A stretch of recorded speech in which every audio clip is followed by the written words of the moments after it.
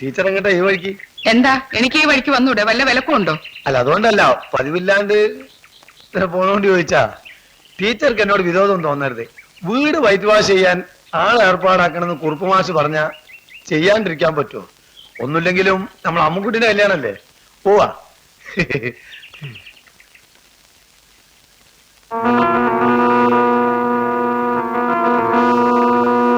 ആ കല്യാണം നടക്കുന്നത് എനിക്കൊന്ന് കാണണം.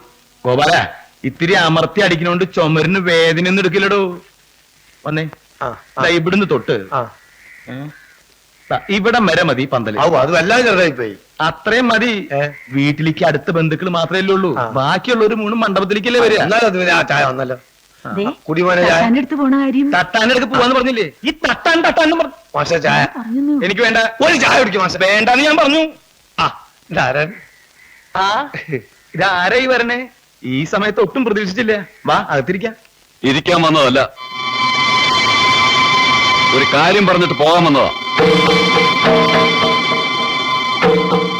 മാഷിങ്ങനെ ചെയ്യുമെന്ന് ഞങ്ങൾ ഒട്ടും പ്രതീക്ഷിച്ചില്ല. എന്താ? മറ്റൊരാളുമായി ബന്ധമുള്ള പെണ്ണിനെ ഞങ്ങളുടെ ചെക്കന് വേണ്ട. അനാവശ്യം പറയരുത്. അവർക്ക് അങ്ങനെ ആരും ബന്ധമൊന്നുമില്ല. ഒരു ബന്ധമില്ലാഞ്ഞിട്ടാ ഓട്ടോറിക്ഷക്കാരനെ മറ്റൊന്റെ മുകളിൽ ഒളിപ്പിച്ചത്.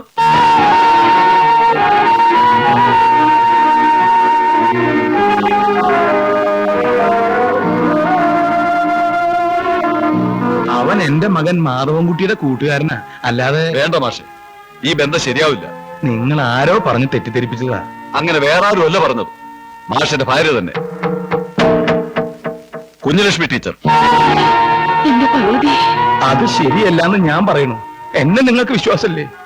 മാഷേ, ഒന്നുമില്ലാണ്ട് ആരെങ്കിലും ഇങ്ങനെ പറയൂ? ശരിയാണോ തെറ്റാണോ എന്ന് പരീക്ഷിക്കാൻ ഞങ്ങൾക്ക് സമയമില്ല. നാട്ടുകാരുടെ ഇടയിൽ ഇങ്ങനെ ഒരു സംസാരം ഉള്ളതുകൊണ്ട് ഞങ്ങള് ഈ ബന്ധത്തിൽ നിന്ന് ഒഴിയുക.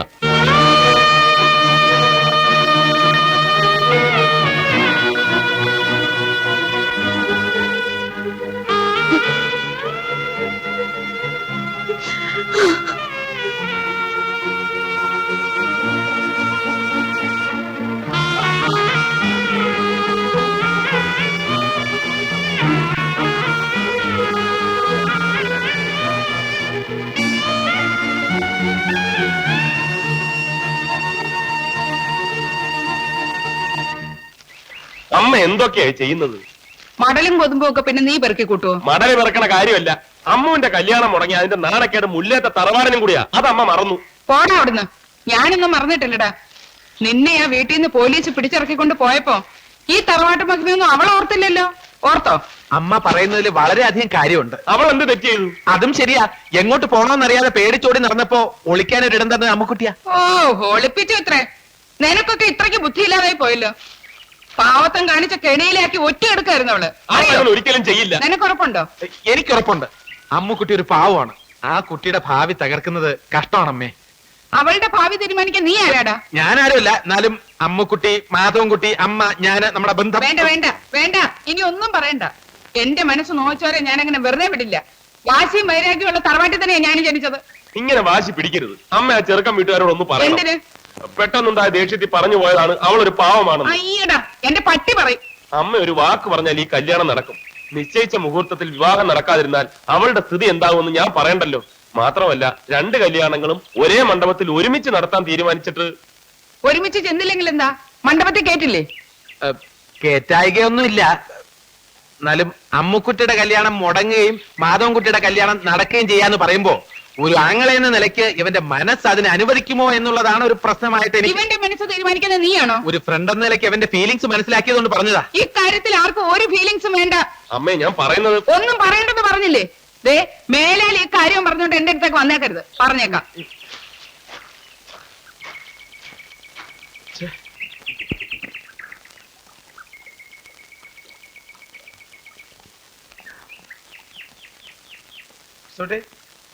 എന്തൊരു ഇരിപ്പാത്. ഇയാളറിയോ? കാവുംപുരക്കര നാരായണന്റെ മോനാ രമേശൻ. രമേശൻ വന്നത് ഒരു സന്തോഷ വാർത്ത പറയാനാ.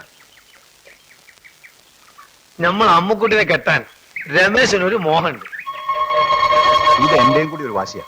മാധവൻകുട്ടിയുടെ മുമ്പിൽ നിങ്ങൾ തോക്കരുത്. അതിനുവേണ്ടി എന്തും ചെയ്യാൻ ഞാൻ തയ്യാറാണ്. ഇത് നമ്മളെ നസീബാന്ന് കൂട്ടിക്കോലി.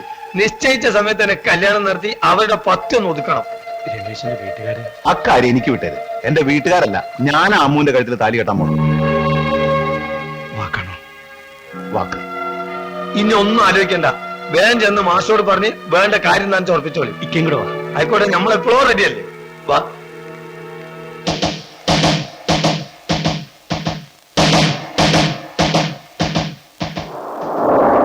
നീ എന്തേ കാണിക്കാൻ പോണത്?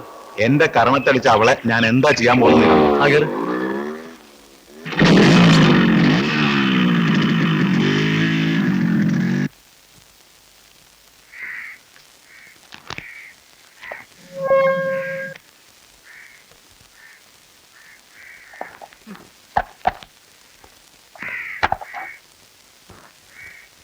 നിക്കടിയോട്. ആരോട് വെച്ചിട്ടടി നീ പഠിക്കാത്ത കയറിയത്? വല്യേട്ടനൊന്ന് കാണാൻ. വല്യേട്ടനോ? ഏത് വല്യേട്ടൻ? ഇറങ്ങടി പുറത്ത്. എന്താ അമ്മേ? ഒരുത്തി വല്യേട്ടനെ കാണാൻ വന്നിരിക്കുന്നു. വല്ല കൂടോത്രം കുടിച്ചിടാൻ പറഞ്ഞു വിട്ടോ മറ്റോ ആയിരിക്കും. ആരാടി നിന്നെ പറഞ്ഞു വിട്ടത്? ആരും പറഞ്ഞു വിട്ടതല്ല. പിന്നെ ഞാനൊരു കാര്യം പറയാൻ വന്നതാ. ഇവിടെ ആർക്കും നിന്റെ ഒരു കാര്യവും കേൾക്കണ്ട.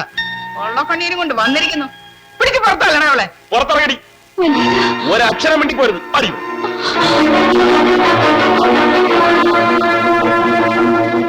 അടി. ഇറങ്ങി പോരല്ലേ പറഞ്ഞ?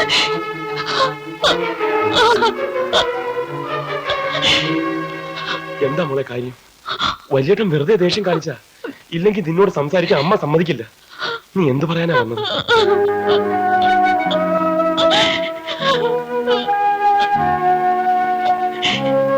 കരയല്ലേ? നീ കാര്യം എന്താന്ന് വെച്ചാ പറയാ. അവിടെ എല്ലാരും കൂടെ എന്നെ കുരുതി കൊടുക്കാൻ പോവാ. നീ എന്തായി പറയുന്നത്? നിശ്ചയിച്ച മുഹൂർത്തത്തിൽ തന്നെ കല്യാണം നടത്തണമെന്നുള്ള വാശിയാ അമ്മയ്ക്കും കൊച്ചേട്ടനും. ആ രമേശൻ എന്നെ പിടിച്ചു കൊടുക്കാൻ പോവാ. ഏത് രമേശൻ? അന്ന് വല്യേട്ടൻ അടിച്ചില്ലേ ഒരു. എനിക്ക് ഇഷ്ടമല്ല അവനെ. എന്നോടുള്ള പക തീർക്കാൻ വേണ്ടിയാ ആ ദുഷ്ടൻ ഇപ്പോ. നീ അച്ഛനോട് പറഞ്ഞില്ലേ? അച്ഛനും അവരുടെ കൂടെയാ. നീ ധൈര്യമായിട്ടിരിക്കും. വലിയേട്ടൻ ജീവിച്ചിരിക്കുമ്പോ നിനക്ക് ഇഷ്ടമില്ലാത്ത ഒരുത്തനും നിന്റെ കഴുത്തിൽ താലി കെട്ടില്ല. അവളെ അടിക്കരുത്. എന്റെ പെങ്ങളെ ഞാൻ തല്ലും, വേണ്ടി വന്ന കൊല്ലും. അത് പറയാൻ നീ ആരാ? ഞാൻ പറയുന്നൊന്ന് കേൾക്കൊന്നും പറയണ്ട. അമ്മയ്ക്ക് മോനിപ്പോ തൃപ്തിയായില്ലേ? പക്ഷേ ഇവള് മുടക്കാച്ചരക്കായി വീട്ടിൽ ഇരിക്കുമെന്ന് നിങ്ങൾ കരുതണ്ട. നിശ്ചയിച്ച മുഹൂർത്തത്തിൽ തന്നെ ഇവിടെ കല്യാണം നടത്തും. അവൾക്ക് ഇഷ്ടമില്ലാത്ത കല്യാണം നടത്താൻ ഞാൻ സമ്മതിക്കില്ല. ഇവൾക്ക് ഇഷ്ടമാണോ ഇല്ലയോ എന്ന് ഞങ്ങൾ തീരുമാനിച്ചോളാം. വരി.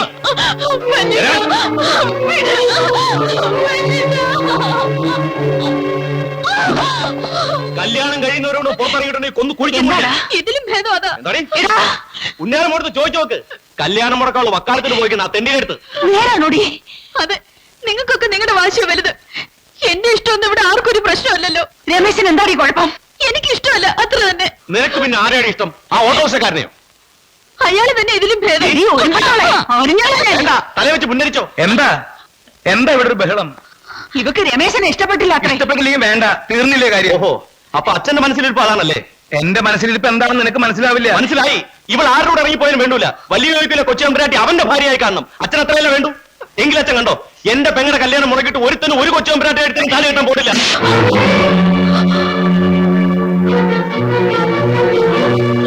ആരുടെ കല്യാണം മുടക്കാനാ നീ പോണേ? ആ പാവം പെണ്ണിന്റെ. അത് മുടക്കാൻ നിന്നെ ഞാൻ വെട്ടും. അവളുടെ തള്ള തന്ന 40,000 രൂപ കൊണ്ടാ ഈ മുല്ലത്തെ തറവാടിന്റെ മാനം ഞാൻ കാത്തത്. അല്ലാതെ കുറുപ്പ് മാഷിന്റെ മോൾക്ക് തറവാട്ട് വക സ്വത്തായിട്ട് എന്താ ഉള്ളതെന്ന് ചോദിച്ചാ പോത്തുപോലെ വളർന്ന് നിന്നെ കാണിച്ചാ മതിയോ?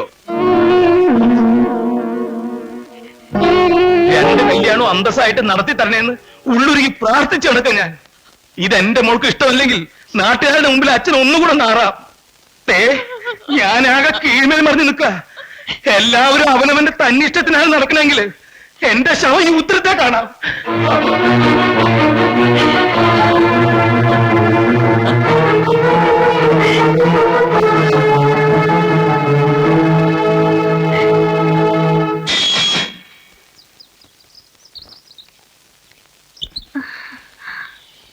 അമ്മേ, ഇതാ മുല്ലത്തെ കൃഷ്ണൻകുട്ടി വന്നിരിക്കണോ? ഒട്ടും പ്രതീക്ഷിച്ചില്ല. ഇങ്ങനെയൊന്നും ഞാനും പ്രതീക്ഷിച്ചില്ല. എന്ത് പറയാം. അമ്മയെ വിളിച്ച സ്ഥിതിക്ക് അമ്മയും കൂടെ വന്നോട്ടെ. അയ്യോ, എന്താ അവിടെ തന്നെ നിന്നളഞ്ഞ? അകത്തേക്ക് ഇരിക്കാല്ലോ. ഓ വേണ്ടായേ, വലിയ കോഴിക്കൽ തറവാട്ടിൽ കയറിയിരിക്കാനുള്ള യോഗ്യതയൊന്നും ഈ കൃഷ്ണൻകുട്ടിക്കില്ലേ? മനസ്സിലൊന്നും തോന്നരുത്. മനഃപൂർവ്വം അല്ലെന്നറിയാലോ. ജാതകപ്പൊരുത്തം. അക്കാര്യം പറയാനല്ല വന്നത്. വലിയ കോഴിക്കൽ നിന്നും ദാനം തന്ന പണം തിരിച്ചേൽപ്പിക്കാനാ.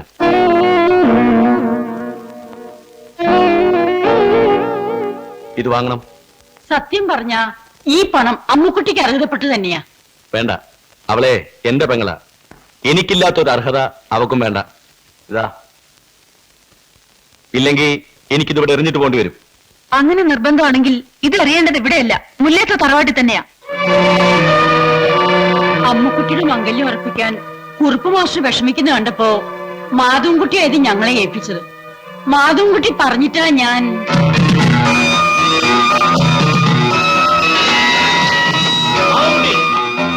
മാധവൻകുട്ടി,